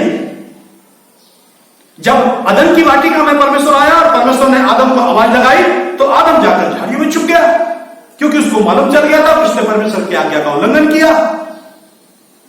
जब परमेश्वर ने अपने लोगों को पुकारा आकर के, अपने लोगों से जब बातचीत करनी चाहिए, तो उसके लोगों ने कहा हमें तेरी आवश्यकता नहीं, हमने अपने लिए अपने रास्ते बना लिए। और इस प्रकार से मनुष्य जो था वो परमेश्वर से दूर भागता गया, क्योंकि वो सोचता है कि वो पापी है।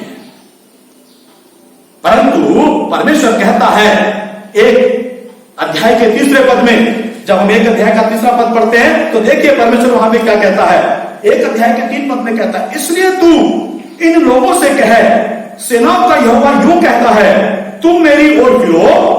और सेनाओं के यहोवा की यह वाणी है कि जब तुम मेरी ओर, यही वाणी है, जब मैं तुम्हारी ओर फिरूंगा। सेनाओं के यहोवा का यही वचन है। वो कहता तुम मेरी ओर फिरो, और जब तुम मेरी ओर फिरोगे तो मैं तुम्हारी ओर फिरूंगा, मैं तुम्हारी ओर फिरूंगा। और रोमियो उसका 8 अध्याय का 31 पद में कहता है कि यदि परमेश्वर हमारी ओर है तो हमारा विरोधी कौन हो सकता है। हालेलुया। यदि परमेश्वर हमारी ओर है तो हमारा विरोधी कौन हो सकता है। और जकरिया 1 अध्याय के 3 पद में कहता है कि तुम मेरी ओर फिरो तो मैं तुम्हारी ओर फिरूंगा। ये इस समय परमेश्वर की ओर फिरने का समय है, परमेश्वर की ओर ताकने का समय है, अपने आप को परमेश्वर के सामने जांचने का समय है। हम सबको एक दूसरे को उत्साहित करना है इस बात के लिए कि परमेश्वर की ओर फिरो, परमेश्वर की ओर फिरो। आगे कहता है परमेश्वर धार्मिकता तथा सत्य से प्यार करता है। 8 अध्याय का 8 पद जब हम पढ़ते हैं, 8 अध्याय के 8 पद में वो कहता है, मैं उन्हें ले आकर यरूशलेम के बीच में बसाऊंगा और वे मेरी प्रजा ठहरेंगे और मैं उनका परमेश्वर ठहरूंगा। ये तो सच्चाई और धार्मिकता के साथ होगा। परमेश्वर धार्मिक तथा सत्य से प्रेम करता है। और इन दिनों में सच्चाई का और धार्मिकता का अभाव है मेरे प्यारों। मैं परमेश्वर के लोगों की बात कर रहा हूं। परमेश्वर के लोगों के मध्य में, उनके जीवनों में सच्चाई और जो परमेश्वर की धार्मिकता है उसका अभाव है। हमें उस अभाव को, उस कमी और घटी को दूर करना होगा। परमेश्वर को झूठ से सख्त नफरत है। वो चाहता है कि उसके लिए सदा सत्य बोले, उसके लोग सदा क्या बोले, सत्य बोले। झूठ से वो नफरत करता है। और इसके लिए अगर हम परमेश्वर के वचन को देखते हैं तो 8 अध्याय के हम फिर से एक बार जो है उसके 14 पद से लेकर उसके 17 पद तक पे आपके सामने पढ़ता हूं। क्योंकि सेनाओं का यहोवा यूं कहता है, जिस प्रकार जब तुम्हारे पुरखा मुझे रिस दिलाते थे, जब मैंने उनकी हानि करने की ठान ली थी और फिर ना पछताया, उसी प्रकार मैंने इन दिनों में यरूशलेम की और यहूदा के घराने की भलाई करने की ठान ली है। इसलिए तुम मत डरो। जो जो काम तुम्हें करना चाहिए, इस बात पे ध्यान दीजिए। क्या चाहता है परमेश्वर? यदि हम परमेश्वर को अपने मध्य में वास करते हुए देखना चाहते हैं फिर से, तो मुझको और आपको क्या करना होगा? जो वो कहता है। क्या कहता है? जो जो काम तुम्हें करने चाहिए वो ये है, एक दूसरे के साथ सत्य बोला करना, अपनी कचहरियों में सच्चाई का और मेल मिलाप की नीति का न्याय करना। ये चाहता है परमेश्वर, इन दिनों में हमसे ये चाहता है। और आगे कहता है 17 पद के अंदर, और मैं और अपने अपने मन में एक दूसरे की हानि की कल्पना ना करना और झूठी शपथ से प्रीति ना रखना, क्योंकि इन सब कामों से मैं घृणा करता हूं, यहोवा की यह वाणी है। ये चाहता है परमेश्वर अपने जीवन में कोई स्थान न दे। न्याय सत्य से करो, पक्षपात परमेश्वर नहीं चाहता। इसका 16 पद कहता है, आनंद तथा हर्ष के साथ परमेश्वर से प्रार्थना करें तथा शांति से रहें।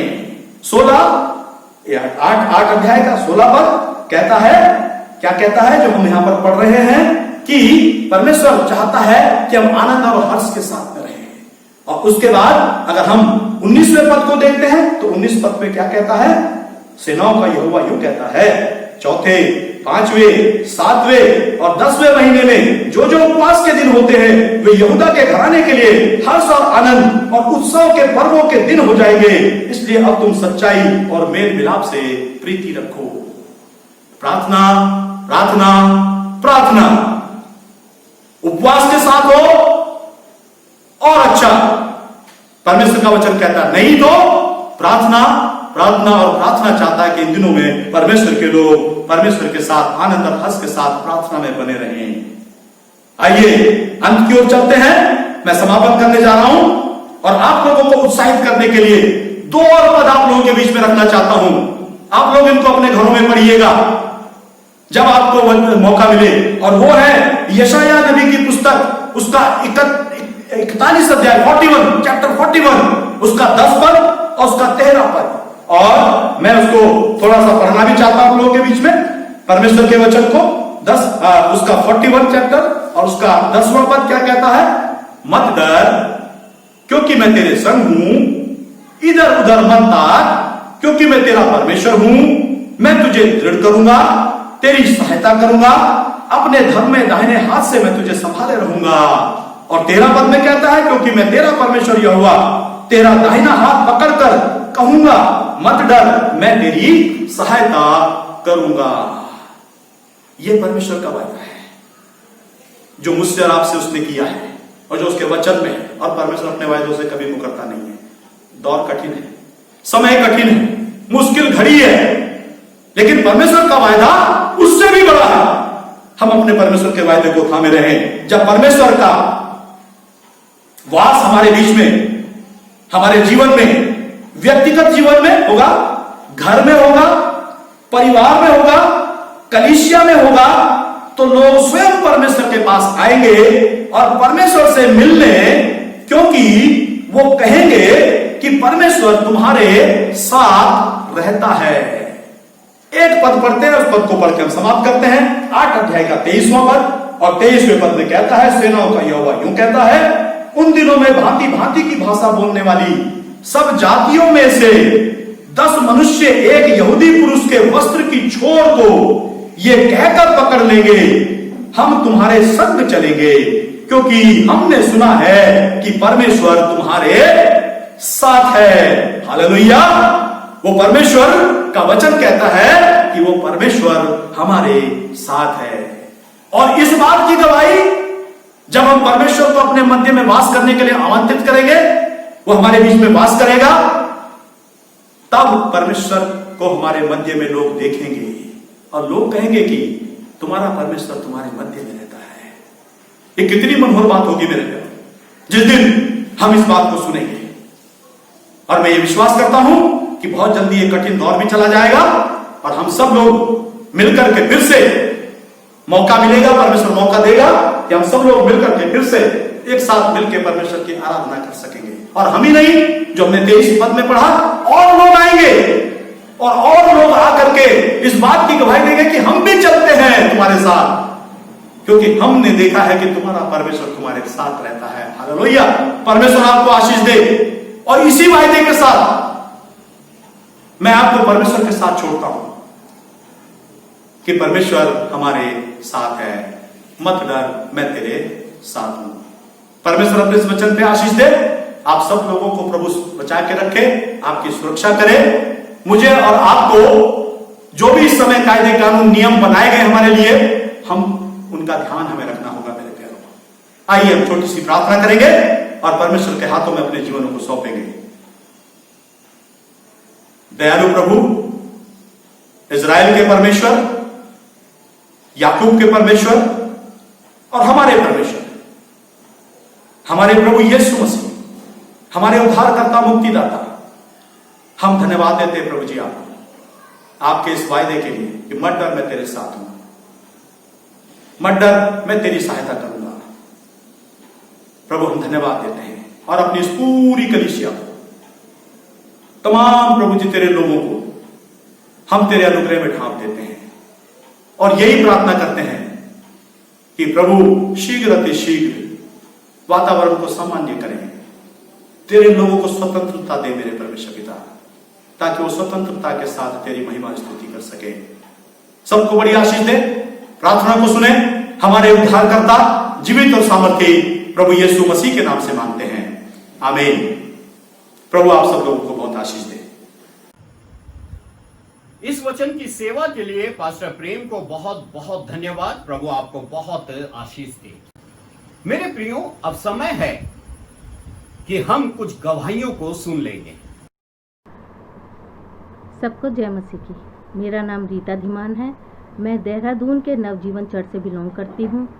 मैं धन्यवाद करती हूँ आज इस सुंदर दिन के लिए, सुंदर समय के लिए। और मैं आप सबके सामने अपने पुराने जीवन की कुछ गवाहियों को शेयर करना चाहती हूँ। मैं बताना चाहती हूँ कि जब मेरी शादी हुई, तब जब मैं इस घर में आई तो मुझे पता चला मेरे पति की तबीयत खराब रहती है। उनका बहुत ट्रीटमेंट भी हुआ, लेकिन उनकी तबीयत, उनकी सर में चोट लगने की वजह से उनको कुछ प्रॉब्लम हो गई थी और उन्होंने बहुत इलाज कराया। जगह जगह डॉक्टर्स, हमने देहरादून के कोई भी डॉक्टर्स नहीं छोड़े, हमने हर जगह उनका ट्रीटमेंट कराया। मेरी सास ने शादी से पहले उनका बहुत ट्रीटमेंट कराया, लेकिन उनकी तबीयत ठीक नहीं हुई। वो दवाई खाते थे, लेकिन वो बीमारी उनकी बनी रही। मैं इतना दुखी हो गई थी और इतनी परेशान हो चुकी थी। मेरे पास एक मेरा बेटा भी आ गया था और मैं सच में उस समय ऐसी दुखी और परेशान रहती थी कि मेरा घर में कलेश भी हो जाता था, झगड़े भी हो जाते थे और ऐसा मन हो जाता था कि मैं यहाँ से चली जाऊँ। लेकिन मैं सच में उस खुदा, उस परमेश्वर का धन्यवाद करती हूँ कि उसने मुझे इसी घर में रखा, क्योंकि प्रभु ने हमें चुना था। कुछ समय बाद मेरे देवर की भी तबीयत खराब हुई और वो भी, ये घर ऐसा हो गया हमारा कि दुख और तकलीफ़ों से घिरा हुआ। यहाँ पे हमें कुछ भी आनंद नहीं मिलता था, कुछ भी हमें खुशी नहीं होती थी किसी भी चीज़ की। हमारे बच्चों के लिए भी मुझे कोई खुशी, आनंद नहीं नज़र आता था। अपना जीवन ऐसा लगता था कि बेकार हो गया ये जीवन। लेकिन मैं सच में धन्यवाद करती हूँ उस समय, उस घड़ी के लिए कि जब प्रभु के दास एक दिन हमारे घर पे आए और उन्होंने हमें प्रभु के बारे में बताया। मैं धन्यवाद करती हूँ उस क्षण के लिए, उस समय के लिए, कि प्रभु के दास के लिए प्रभु ने बहुत आशीष दे। मैं धन्यवाद करती हूँ और मैं सच में उस समय को याद करती हूँ कि प्रभु तूने सच में मुझे दृढ़ रखा, मजबूत बनाए रखा। क्योंकि मैं कितनी बार मन में आता था कि मैं यहाँ से चली जाऊँ, मैं छोड़ दूँ इस जगह को, इस घर को। मैं बहुत रोती थी। मेरा हर समय में डर और भय में मेरा जीवन बना रहता था। हर समय डरती थी मैं, हर समय मैं कांपती रहती थी। कभी मेरे पति को कुछ हो जाए, किसी समय मेरे पति को कुछ हो जाए। मेरे पति काम पे भी जाते थे, तो यही डर पीछे से रहता था कि मुझे कहीं कुछ हो ना जाए उनको। आप समझ सकते हैं कि एक पत्नी की हालत उस समय कैसी होती होगी जब उनको मेंटली फिट आता था, दौरा उठता था उनको। मैं सच में उस खुदा का धन्यवाद करती हूँ, यीशु मसीह का धन्यवाद करती हूँ, प्रभु के दासों का धन्यवाद करती हूँ जो हमारे घर पे आए। उन्होंने प्रभु के बारे में मुझे बताया और मुझे कहा कि बहन, आपको इन बीमारियों से आपके पति को छुटकारा मिल जाएगा, आपके देवर भी भले चंगे हो जाएंगे और इस घर में खुशी और आनंद आएगा।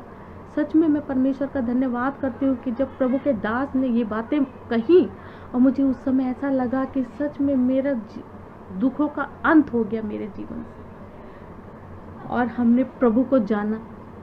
हम इंजीनियर्स एनक्लेव में नवजीवन चर्च में जाने लगे और प्रभु के वचन को सुनने लगे, आराधना प्रार्थना करने लगे, तो परमेश्वर ने हमारे जीवन में कार्य किया।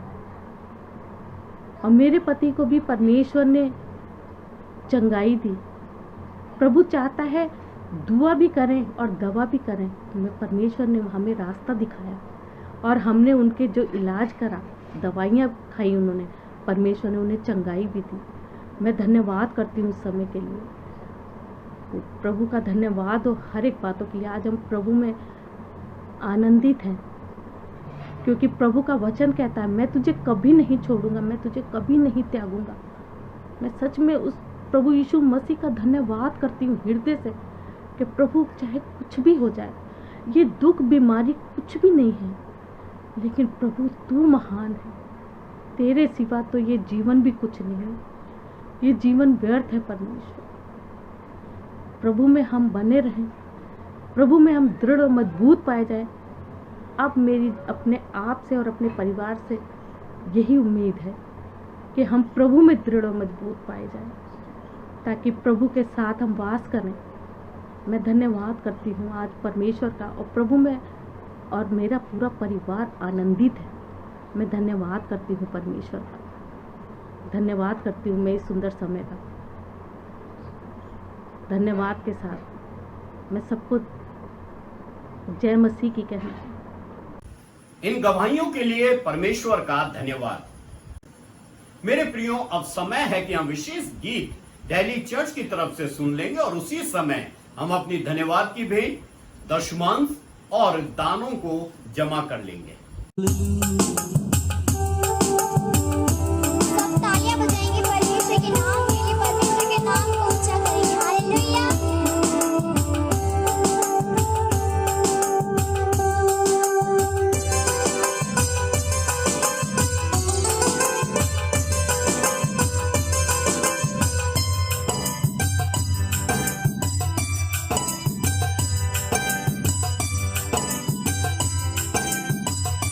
यीशु मेरे साथ है, यीशु मेरे अंदर है, यीशु को मैं पहने हूँ, मुझ में वो जिंदा है। यीशु मेरे साथ है, यीशु मेरे अंदर है, यीशु को मैं पहने हूँ, मुझ में वो जिंदा है। यही मेरी ताकत है, नहीं भूलना है, कभी नहीं भूलना है, कभी नहीं भूलना है। यीशु मेरे साथ है, यीशु मेरे अंदर है, यीशु को मैं पहने हूँ, मुझ में वो जिंदा है। यीशु को मैं पहने हूँ, मुझ में वो जिंदा है।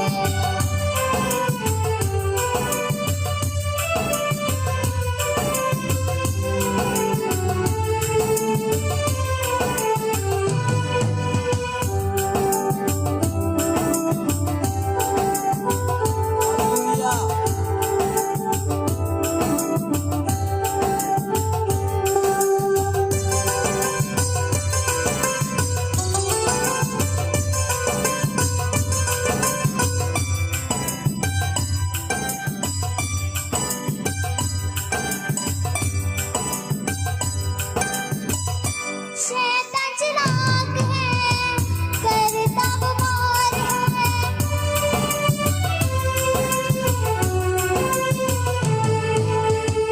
मसलूब यीशु से हो गया हार है, मसलूब यीशु से हो गया हार है। छू भी न पाएगा अब कभी वो मुझे, ताने न पाएगा अब कभी वो मुझे। यही मेरी ताकत है, ये नहीं भूलना है, यही मेरी ताकत है, ये नहीं भूलना है, कभी नहीं भूलना है, कभी नहीं भूलना है।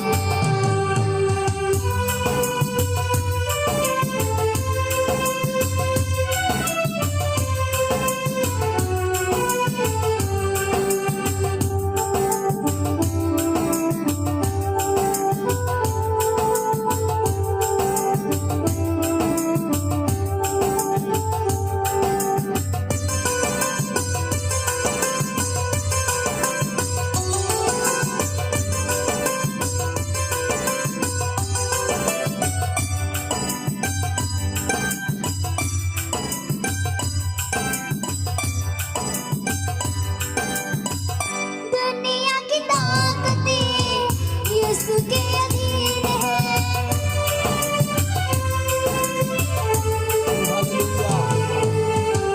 सारी बीमारियां यीशु के अधीन है। सारी बीमारियां यीशु के अधीन है। आत्मिक शक्तियां यीशु के अधीन है। आत्मिक शक्तियां यीशु के अधीन है। यही मेरी ताकत है, ये नहीं भूलना है। यही मेरी ताकत है, नहीं भूलना है। कभी नहीं भूलना है, कभी नहीं भूलना है। परमेश्वर का धन्यवाद हो इस सुंदर गीत के लिए। डेली चर्च को इस सुंदर गीत के लिए बहुत बहुत धन्यवाद। मेरे प्रियो, अब हम प्रार्थना में जाएंगे और मैं निवेदन करूंगा पास्टर संजय लाल से कि वो परमेश्वर के वचन के लिए धन्यवाद दें और इस दान के लिए प्रार्थना में अगुवाई करें। परमेश्वर का धन्यवाद हो इस अवसर के लिए कि प्रभु ने इस दान के लिए मुझे और आपको ये मौका दिया कि हम सब मिलकर इस ऑफरिंग के लिए परमेश्वर को धन्यवाद दें। क्योंकि वचन में लिखा है कि जो थोड़ा बोता है वो थोड़ा काटेगा और जो बहुत बोता है वो बहुत काटेगा। हर एक जन जैसा मन में ठाने वैसा ही दान करे, न कुड़ के और न दबाव से, क्योंकि परमेश्वर हर से देने वालों से प्रेम रखता है। क्योंकि हमें स्मरण होना है इस बात के लिए कि परमेश्वर ने अपना प्रेम हम पर प्रकट करने के लिए अपना सर्वोत्तम हमें दिया। हम उसे क्या देते हैं? यदि हम अपने उन विशेष आशीषों का अनुभव अपने जीवन में लेते हैं तो उसे अपनी विशेष धन्यवादी मन को, आशीषों को हम जो है बांट सकते हैं। ये एक हमारे लिए अवसर होगा। आइए हम परमेश्वर को अर्पित की गई इन समस्त भेंटों के लिए परमेश्वर को धन्यवाद दें। प्रभु, हम धन्यवाद देते हैं पिता परमेश्वर कि आपने मेरे और हम सबके जीवन में ये एक सुनहरा अवसर दिया कि प्रभु जो आशीषें आपने हमें दी हैं हम उसमें से प्रभु कुछ निकाल कर आपकी सेवा के लिए और आपके नाम से प्रभु हर्ष के साथ आपको समर्पित करते हैं। आप इसे स्वीकार करें प्रभु, और इस भेंट को देने से तेरी सेवा प्रभु और बढ़े। और तमाम प्रभु जिन परिवारों ने, जिन लोगों ने इस भेंट को दिया है प्रभु तेरे नाम से, उनके जीवनों पर उत्तम आशीष आने पाए प्रभु। तेरा विशेष सामर्थ प्रभु उनके जीवन पर आने पाए। हम धन्यवाद देते हैं प्रभु कि तूने हमारी इस भेंट को स्वीकार किया और हम सबको बहुतायत की आशीषों से लबरेश किया। इस प्रार्थना को हमारे उद्धारकर्ता परमेश्वर प्रभु यीशु मसीह के नाम से मांगते हैं, आमीन। पास्टर संजय लाल को प्रार्थना के लिए धन्यवाद। मेरे प्रियो, अब समय है कि हम अपने विश्वास वचन को दोहराएंगे और मैं निवेदन करूंगा ग्रेटर नोएडा से भाई आयुष से कि वो विश्वास वचन के दोहराने में हमारी सहायता करें। स्थानों पर खड़े होंगे और अपना दाहिना हाथ उठाकर मेरे साथ प्रभु यीशु का विश्वास दोहराएंगे। मैं विश्वास रखता हूँ सर्वशक्तिमान पिता परमेश्वर पर जिसने आकाश व पृथ्वी की रचना की और उसके इकलौते पुत्र हमारे प्रभु यीशु मसीह पर कि वह पवित्र आत्मा की सामर्थ से देहधारी होकर कुंवारी मरियम से उत्पन्न हुआ पैंतुस पिलातुस के राज्य में दुख उठाया क्रूस पर चढ़ाया गया मारा गया गाड़ा गया अधलोक में गया तीसरे दिन मृतकों में से जी उठा आकाश पर चढ़ गया और सर्वशक्तिमान पिता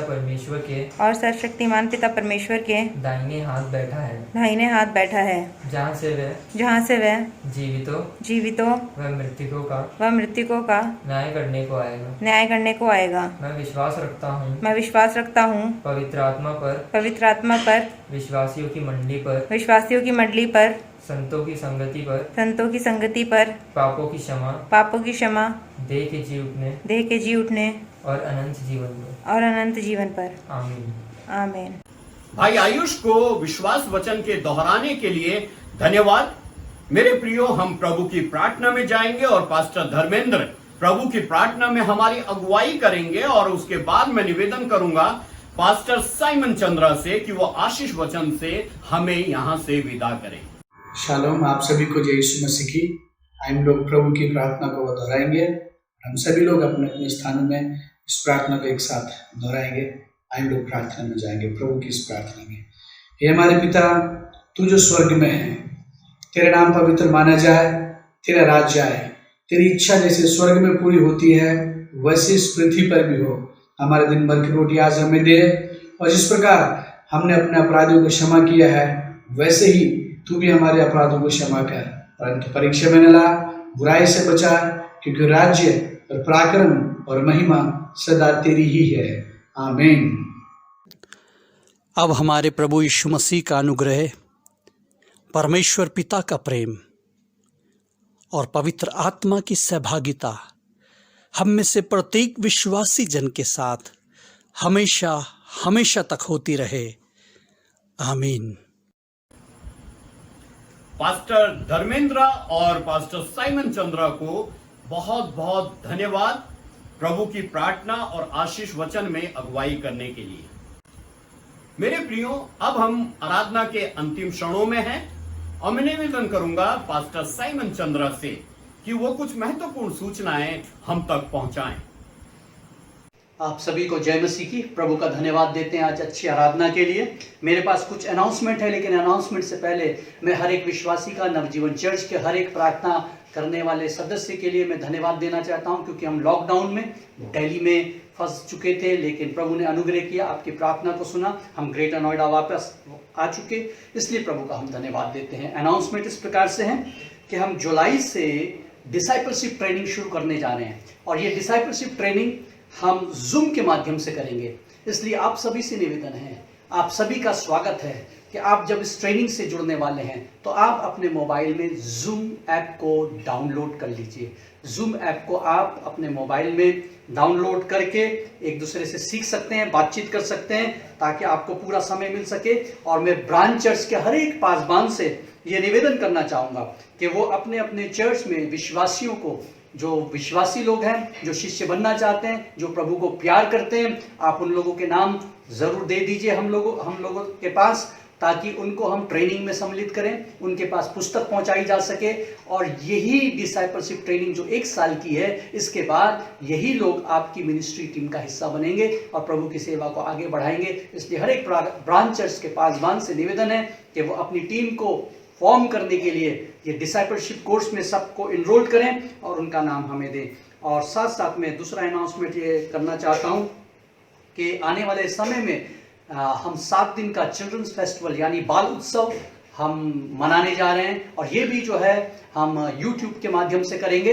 और इसके लिए हमें टीम चाहिए, इसलिए ब्रांच चर्च के हर एक पासबान से निवेदन है कि वो अपनी अपनी कलीसिया में जो बच्चों के बीच में सेवा करने वाले भाई बहन हैं, विश्वासी हैं, आप उनके नाम दें, उन लोगों के नाम दें जो अच्छी कहानी बताने में दक्ष हैं, एक्शन सॉन्ग करने के लिए जिनको परमेश्वर ने विशेष गिफ्ट दिया है, अच्छा गाना गाते हैं, पपेट्स करते हैं, ड्राइंग करते हैं, और बच्चों की सेवा से संबंधित विषयों के ऊपर अपना योगदान और सेवाएं देते हैं। आप उनके नाम को बताएंगे ताकि हम उन तक उनके विशेष गिफ्ट के अनुसार उनको कहानी दे सकें, उनको गीत दे सकें, उनको एक्शन सॉन्ग दे सकें, जिससे वो रिकॉर्ड करके हमारे पास भेजेंगे, जिसको कंपाइल करके हम पूरा जो बाल उत्सव है उसको YouTube में हम हर दिन के लिए डालेंगे, ताकि बच्चे घर बैठे, बच्चे और जवान इस कार्यक्रम में हिस्सा ले सके। इसलिए इसकी तैयारी के लिए हमें नाम चाहिए, हमें लोग चाहिए। सो इसलिए आप प्रार्थना पूर्वक लोगों का चयन करें। मैं इनवाइट करता हूं अपने नेटवर्क पार्टनर्स के लिए भी, जो नवजीवन चर्च के नहीं है लेकिन NJC नेटवर्क में शामिल हैं।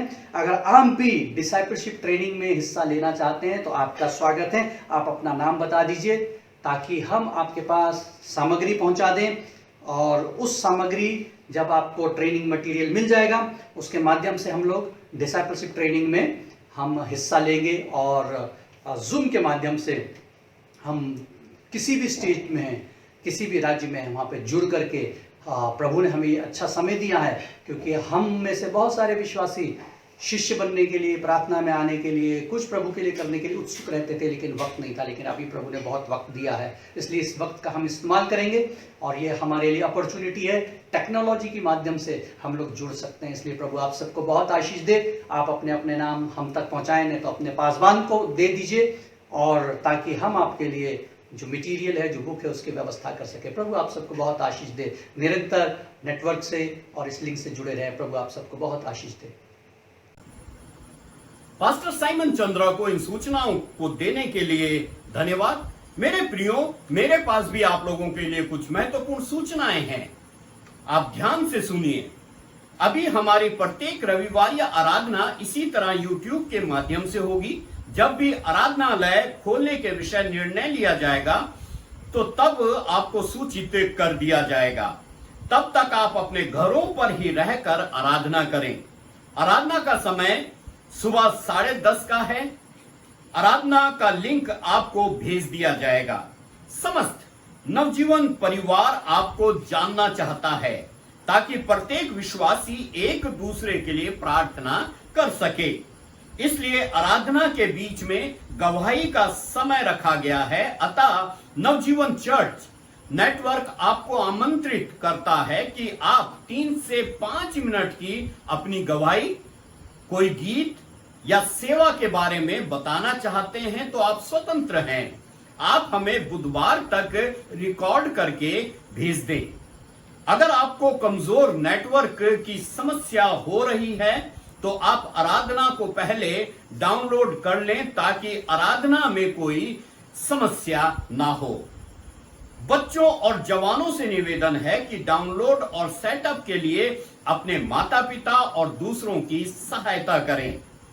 मेरे प्रियो, अगली सूचना है, आप अपने परिवार और दोस्तों और परिचित लोगों को भी इस आराधना लिंक को भेज सकते हैं ताकि वो भी हमारे साथ आराधना में सहभागी हो सकें। अगर आपके पास कोई प्रार्थना का विषय हो तो आप अपने प्रार्थना विषय हम तक पहुंचा सकते हैं।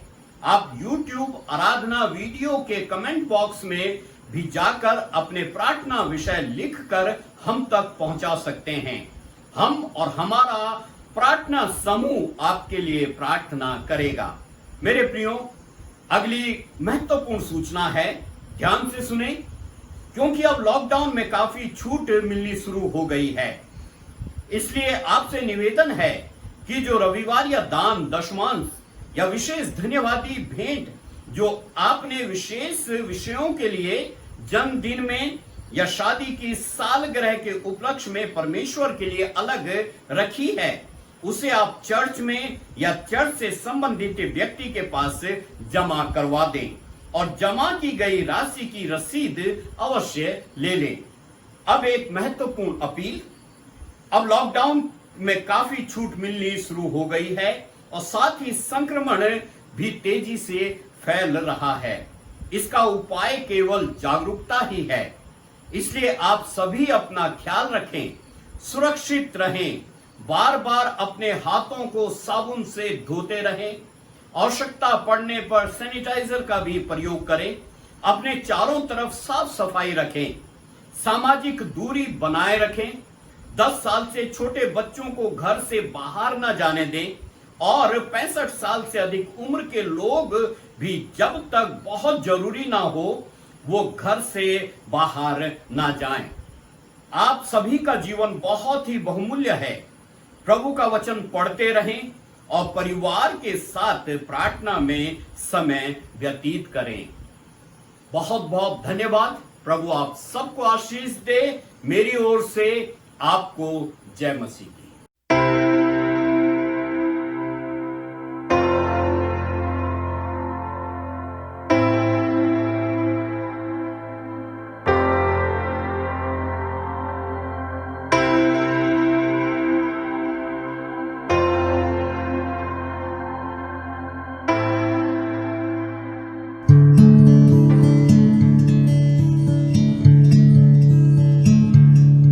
यहोवा तुझे आशीष दे, यहोवा तेरी रक्षा करे, तुझ अपने मुख का प्रकाश चमकाए और अनुग्रह करे।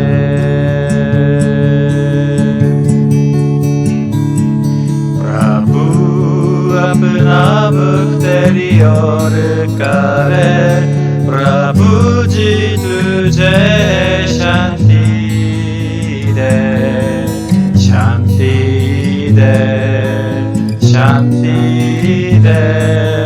प्रभु जी तुझे शांति दे।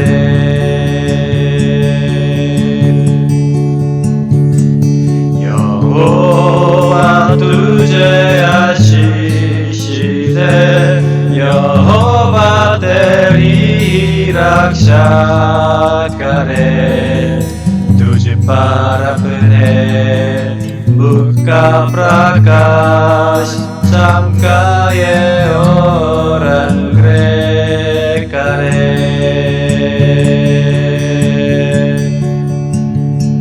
प्रभु अपना मुख तेरी ओर करे, प्रभु जी तुझे शांति